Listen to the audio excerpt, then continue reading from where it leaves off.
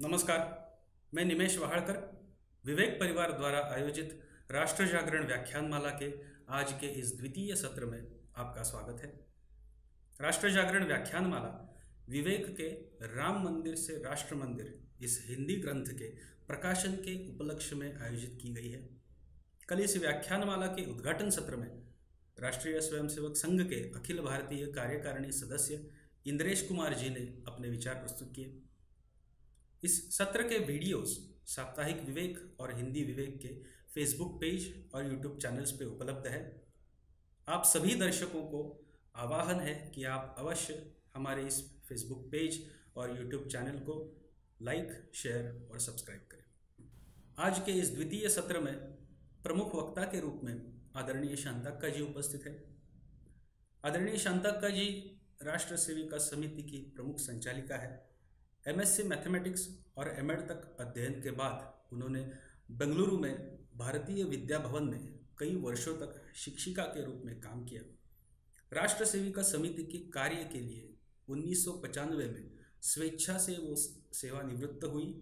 तब से आज तक वे समिति के विस्तार और विकास के लिए कार्यरत है।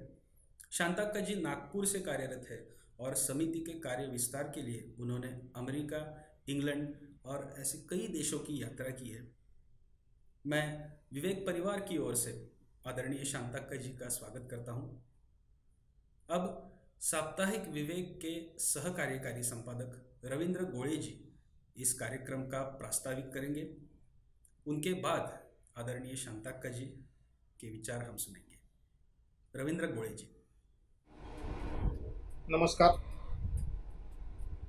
राम मंदिर से राष्ट्र मंदिर इस ग्रंथ के प्रकाशन उपलक्ष्य आयोजित राष्ट्र जागरण व्याख्यानमाला में आप सभी का हार्दिक स्वागत।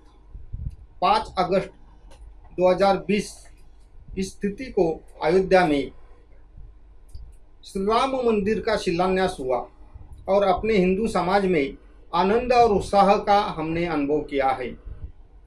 इस माहौल में हम अपना राष्ट्र निर्माण का काम या ध्येय ना भूले, इसलिए आगे चल के राष्ट्र को, अपने भारत माता को विश्व गुरु पद पे विराजमान करने के लिए जो जो काम हमें करने हैं, इस काम की ओर तज्ञ मंडली, तज्ञ लेखक, इनके आलेख से ये ग्रंथ सजा है और इसी विषयों पे समाज में जागरण हो, इसलिए इस व्याख्यानमाला का भी आयोजन किया है। समाज का आधा हिस्सा जिसको माना जाता है, ऐसे मातृशक्ति को अपने राष्ट्र के विकास में, अपने भारत माता के विकास में क्या योगदान हो सकता है, इस विषय पे आज शांताक्का जी अपने साथ बातचीत करने वाले हैं। आत्मनिर्भर भारत में महिला शक्ति का योगदान, इस विषय पे शांताक्का जी अपने सामने विषय रखेगी। मैं उनको विनंती करूंगा कि आप अपना विषय रखिए। धन्यवाद। राम मंदिर से राष्ट्र मंदिर, इस शीर्षक को देकर बहुत आनंद हुआ। इसलिए मैं पहले हिंदी साप्ताहिक मासिक तथा साप्ताहिक विवेक मराठी दोनों का संपादक मंडल को मैं अभिनंदन देती हूँ। इस कार्य अभिनंदनीय कार्य है। राम मंदिर, वो भी श्री राम जन्मभूमि में राम मंदिर का निर्माण हो रहा है। भारत का यह अस्मिता का विषय है, स्वाभिमान का विषय है। राम मंदिर निर्माण होना आवश्यक है। इससे प्रेरणा लेकर राष्ट्र मंदिर का भी निर्माण होगा। राष्ट्र मंदिर, इसमें मंदिर शब्द से महसूस होता है पवित्र वातावरण। तो राष्ट्र में भी ऐसा पवित्र वातावरण होने से राष्ट्र मंदिर होगा, एक राष्ट्र मंदिर होगा। आज पूरा विश्व के लिए ये आवश्यक है, क्योंकि मंदिर में कैसा पवित्रता रहता है, ऐसे ही एक राष्ट्र में रहने वाले हर एक व्यक्ति का जीवन भी पवित्रमय, यानी सच्चारित व्यक्तित्व का निर्माण होगा। सद्गुणों से युक्त नागरिकों से राष्ट्र मंदिर निर्माण होता है। ऐसे व्यक्तित्व का निर्माण में परिवारों का भूमिका अधिक रहता है। परिवार से माध्यम से संस्कारों का निर्माण होता है। ऐसे परिवार में केंद्र बिंदु माँ है, इसलिए माताओं का भूमिका अधिक महत्व की होता है। हर माता अपने सहज स्वभाव से, प्रेम विश्वास से, त्यागमय जीवन से सभी को संस्कार दे सकती है। हर परिवार का यह एक कर्तव्य होता है। परिवारों का 3 कर्तव्य रहता है। एक है संतानोत्पत्ति, प्रजनन, ऐसा हम कहते हैं, श्रेष्ठ संतान का निर्माण, ऐसे संतानों को सुसंस्कृत बनाना, तथा तीसरा समाज धर्म पालन करना। श्रेष्ठ संतानों का उत्पत्ति कैसे होता है? एक माँ अपना संकल्पों के शक्ति के माध्यम से, माने संकल्पित मातृशक्ति, संकल्पित मातृशक्ति के माध्यम से श्रेष्ठ संतान का निर्माण कर सकते हैं। इसका एक उदाहरण है पूज्य लोकमान्य तिलक जी। लोकमान्य तिलक जी का माता जी श्रीमती पार्वती देवी आश्विन मास में पूरा मास निर्जल व्रत रखकर सूर्य का उपासन करती है। क्यों करती है? उनका एक ही संकल्प था, एक ही प्रार्थना था सूर्य भगवान से, मुझे एक तेजस्वी बालक को दे दो। क्यों? अपना मातृभूमि भारत को संकट से मुक्त करना। हम सब जानते हैं उस समय हम गुलाम थे, पूरे भारत गुलाम थे, इसलिए वो प्रार्थना करती है अपना मातृभूमि को इस संकट से मुक्त करने, ऐसे मुक्त करने वाले एक तेजस्वी बालक को मुझे दे दी। इसके कारण ही लोकमान्य तिलक जी का संतान। हम सब जानते हैं लोकमान्य तिलक जी का भूमिका क्या था। इतना बुद्धिमान थे, गणित क्षेत्र में आगे थे, फिर भी ये सब छोड़कर उन्होंने इस स्वातंत्र संघर्ष में अपने आप को समर्पित कर दिया। इस संदर्भ में भगवद गीता का 12वें अध्याय का एक श्लोक याद आता है। अनपेक्षा शुचिर्दक्षा उदासीनो गतव्यतः सर्वारंभ परित्यागी जो मद भक्त समे प्रिय। भगवान श्री कृष्ण कहते हैं बिना अपेक्षा, शुद्ध मन से और किसी के कार्य में आसक्त नहीं होने से यशस्विता से कार्य कर सकते हैं। ऐसे व्यक्ति सर्वारंभ परित्यागी, अपना सब कुछ इस देश के लिए समर्पण कर देते हैं। ऐसे व्यक्तित्व के धनी थे पूज्य लोकमान्य तिलक जी। अपना सब कुछ, किसी ने बताया उनको आपको नोबेल प्रशस्ति मिल सकता है गणित क्षेत्र में, आप आगे जाइए।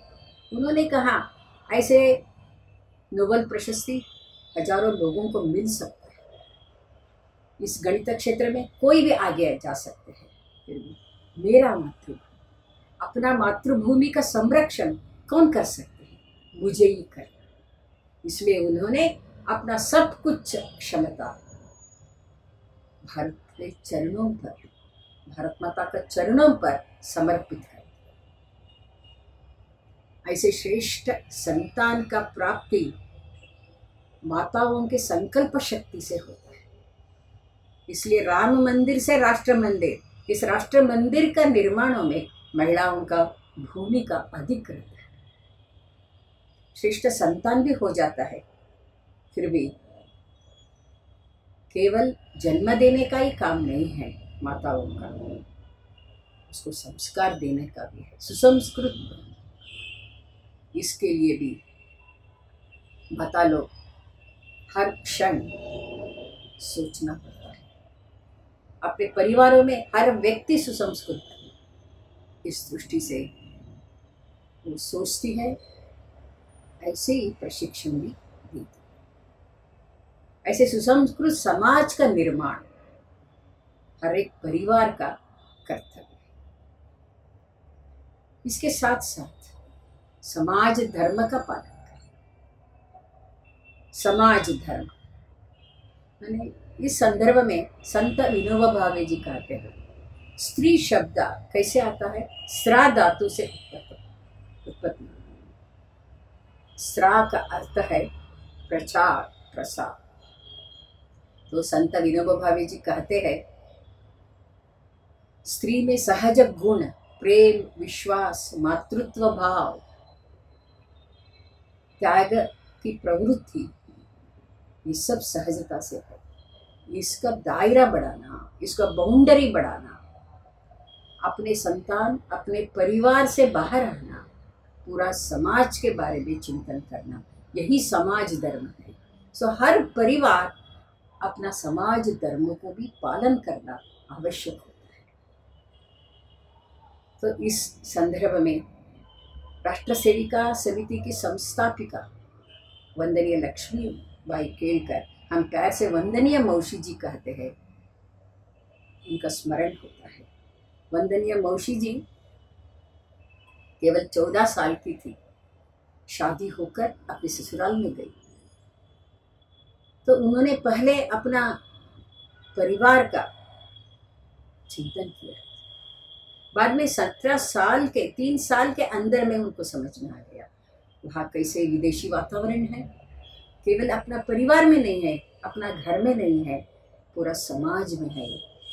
इसमें आकर्षित होता था, इसलिए इतना छोटी उम्र में बिना संघर्ष अपना प्रेम के व्यवहार से उन्होंने अपना परिवार में, अपना स्वयं के घर में परिवर्तन लेके स्वदेशी वातावरण निर्माण कर लिया। उसके साथ साथ तब उनके मन में आया केवल मेरे घर में होने से नहीं होता है, इसलिए उन्होंने अपना ससुराल का जिम्मेदारी, संयुक्त परिवार, वो सब जिम्मेदारी निभाते हुए तो बाहर भी इसके बारे में सोचना प्रारंभ किया और अपने साथ वहाँ के महिलाओं को साथ में ले लिया और हर घर परिवार में उसके बारे में जागृति लाने का कार्य किया। इसके कारण वहाँ स्वदेशी वातावरण धीरे धीरे निर्माण होते रहा। यही कार्य आगे उन्होंने राष्ट्र सेविका समिति का निर्माण किया, तो अपने सेविकाओं को भी प्रेरणा दिया। इसलिए इस बार हम देखते हैं चीन के वहाँ आक्रमण होने के बाद तो सभी हम देखते हैं पूरे राष्ट्र में कैसे चीनी चीज़ों को बहिष्कार हुआ। उस संदर्भ में राष्ट्र सेविका समिति के सेविका ये कोरोना के ऐसे संदर्भ में भी तो घर घर जाकर उसमें जागृति लाने का कार्य किया। कहाँ वो जा सकते हैं, कहाँ अनुमति मिलता है, ऐसे घर में जाकर उन्होंने चीनी चीज़ें नहीं लेना, केवल स्वदेशी चीज़ें लेने के लिए उन्होंने रक्षाबंधन के समय हो, दीपावली के समय हो, वो जागृति लेने का प्रयास किया। और ऐसे कुछ कुछ मोहल्ला में उन्होंने ऐसे योजना किया, कुछ दुकान में रखे थे चीज़ें, तो बार बार बहुत ऐसे सेविकाएं जाकर केवल स्वदेशी चीज़ें के बारे में उसका नाम लेना। और दूसरा उन्होंने दिखा, ये नहीं चाहिए हमको, ये चीन के है, वो नहीं चाहिए हमको, दूसरा चाहिए। ऐसे बहुत लोग पूछने के कारण दुकान लोगों को भी ऐसे लगा तो इसका डिमांड ज़्यादा है, इसलिए उन्होंने मैं लेके आऊँगा ऐसे कहकर पूरा तो उस दुकान में स्वदेशी चीज़ें रखना शुरू किया। ऐसा बहुत अनुभव है। ऐसे हर माँ अपने घर परिवार के बारे में कैसे सोचती है, पूरा समाज में भी ऐसा वातावरण, सकारात्मक वातावरण निर्माण होना इस दृष्टि से भी सोचना आवश्यक होता है। ऐसे संदर्भ में तो घर घर में माताओं में जागृति लाने से घर का चीज़ें बदल जाती है, उनमें शक्ति रहता है, अपना माताओं में शक्ति रहता है। घर में कोई भी चीज़ें लाना है तो अपने इच्छा से लाना, ऐसे प्रभाव वो डाल सकती है घर में, ये सकारात्मक परिवर्तन ले सकती है, इतना शक्ति अपना माताओं को है। इसके कारण ही ऐसे राष्ट्र मंदिर का निर्माण में उनका भूमिका अधिक रहता है। इस दृष्टि से सब लोग सोचें। ऐसे वंदनीय मौसी जी ऐसे सेविकाओं को भी तैयार किया, इसलिए वो कहती थी ऐसे संस्कार देना, सुसंस्कृत करना, ऐसे इसका उद्देश्य क्या है, कैसे करना उसको। तो वो हमेशा कहती थी ऐसे हर व्यक्ति, हर नागरिक फिजिकली फिट होना, माने उनका शारीरिक सुदृढ़ता, इसके बारे में पहले हमको ध्यान देना। तब फिजिकली फिट होने से इमोशनली स्ट्रांग होता है, माने भावनाओं का निर्माण अच्छी तरह से होता है और ऐसे भावनाओं का वो कंट्रोल भी, नियंत्रण भी अच्छी तरह से कर सकते हैं। तब हम कह सकते हैं इमोशनली स्ट्रांग। तो इसलिए ऐसे शारीरिक सदृढ़ता होना और इसके माध्यम से मानसिक शक्ति भी बढ़ता है और इसके माध्यम से अपने भावनाओं का नियंत्रण हम कर सकते हैं। ये सब होने के बाद मौसी जी कहती थी कल्चरली रूटेड होना, कैसे संस्कार देना, हर व्यक्ति कल्चरली रूटेड होना, माने अपने संस्कृति का जड़ों के साथ हम जुड़ते रहना, माने कहीं भी इससे हटकर नहीं जाना, अपना मूल हिंदू जीवन मौल्य, हिंदू जीवन शैली से जुड़ के रहना, तभी हम कल्चरली रूटेड होता है। अपना परंपराओं को संरक्षण करना, इसके साथ ही हम रहना। तो ये वो हमेशा कहती थी। इसलिए राष्ट्र सेविका समिति अपना शाखाओं के माध्यम से यही चिंतन करती है। ऐसे चिंतन होने से पूरा राष्ट्र में सच में इस राष्ट्र का एक मंदिर जैसे निर्माण होता है, पूरा राष्ट्र में पवित्र वातावरण भी निर्माण होता है। ऐसे ही मैंने हर क्षेत्र में, केवल परिवार ऐसा नहीं है, माताएं हर क्षेत्र में अपना इस भावनाओं को प्रदर्शित कर सकती है और उसका उपयोग भी कर सकती है। हम देखते हैं आज वैज्ञानिक क्षेत्र में, सभी क्षेत्र में महिला आगे है। इसका लाभ क्या है हम सब जानते हैं। एक अग्नि 5 मिसाइल का निर्माण, उसमें पूरा टीम में महिलाएं थे। हम सब सुने हैं टेसी थॉमस, अनुराधा, ऐसे अच्छे अच्छे ये लोग प्रमुख के नाते कार्य किया है। उस संदर्भ में बेंगलुरु में एक ऐसे श्री वासु जी ऐसा है, वो पहले इसरो में थे, तो उनसे बातचीत करने का अवसर मिला। तब मैंने प्रश्न पूछा था कैसे था महिलाओं का टीम, कैसे मिसाइल का तैयार है, ऐसे हम पूछताछ किया उनसे। तब उन्होंने बताया उन सब ने बहुत वैज्ञानिक क्षेत्र में आगे थे, बहुत अध्ययन था, इसके साथ साथ उनका व्यवहार के कारण, वो टीम वर्क के कारण, माने ये सब 5 महिलाएं अपना सहज प्रेम, विश्वास, मातृत्व भाव से, वहाँ बाकी पुरुष लोग भी थे, पूरा टीम काम कर रहे थे, पूरा टीम ने ये भावना निर्माण किया, ये सब अपने परिवार के। तो वहाँ अग्नि 5 का पूरा टीम एक परिवार के नाते कार्य किया। इसमें महिलाओं का, माताओं का भूमिका दिख रहा, इसके कारण इतना आनंद से कार्य किया। तो कोई भी कार्य में हमको आनंद लेना आवश्यक होता है, आनंद से कार्य करने से यशस्विता मिलता है। ऐसा आनंद का वातावरण ये माताओं ने वहाँ निर्माण किया। इसलिए हम सब जानते हैं अग्नि 5 ऐसे मिसाइल का उन्होंने निर्माण किया।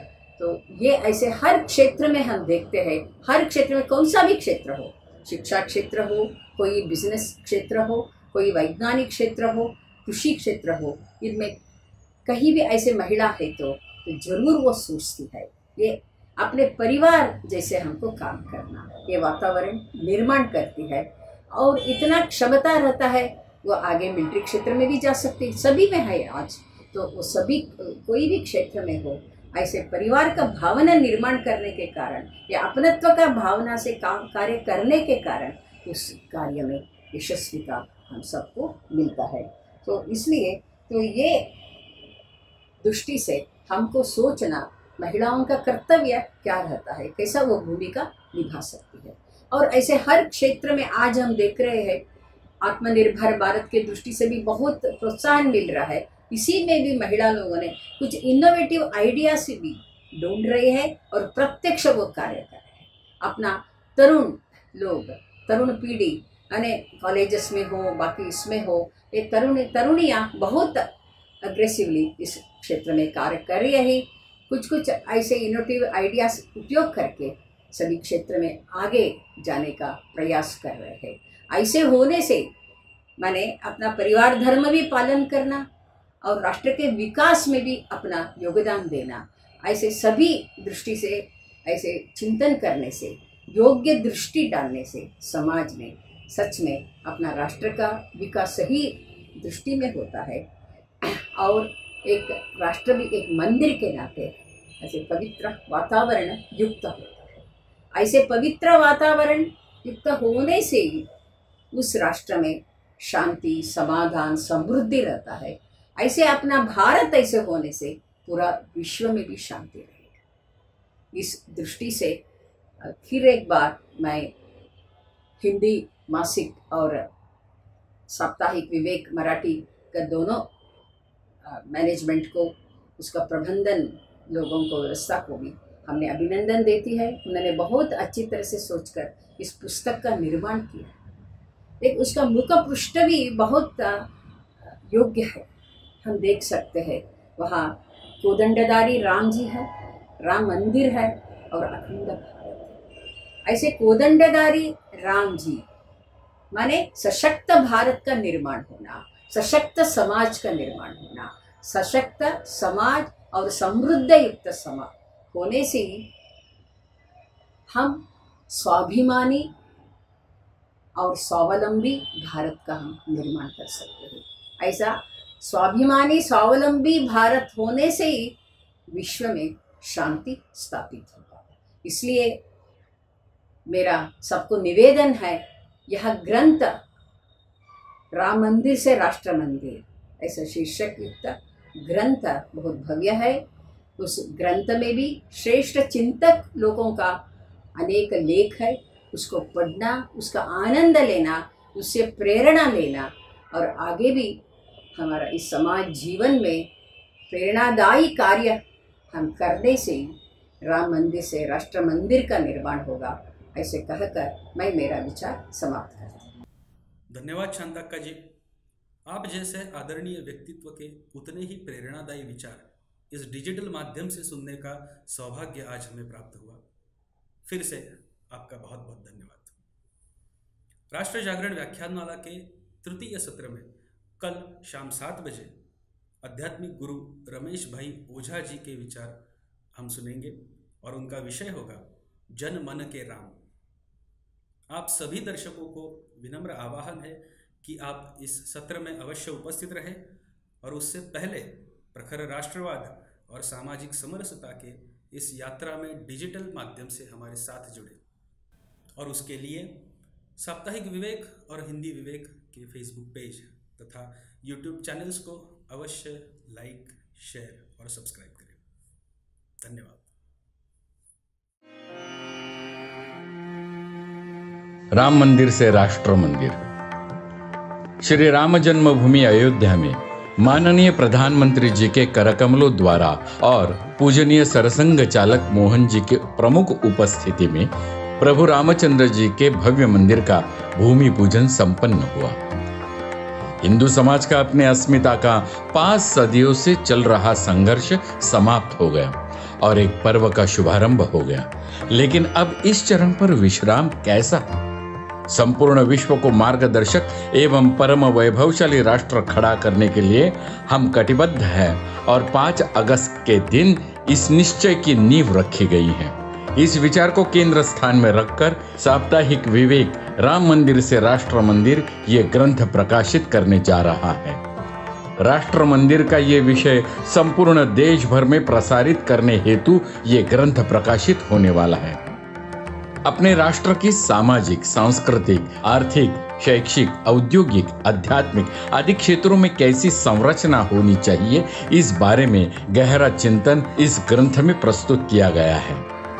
ग्रंथ में पूजनीय मोहन जी भागवत, भैया जी जोशी, मनमोहन जी वैद्य, रामेंद्र सिन्हा, भूपेंद्र यादव, राजेश श्रीवास्तव, अरुण आनंद, वीरेंद्र याग्निक, करुणाशंकर उपाध्याय, देवेंद्र जी फडणवीस आदि मान्यवरों के लेख समाविष्ट हैं।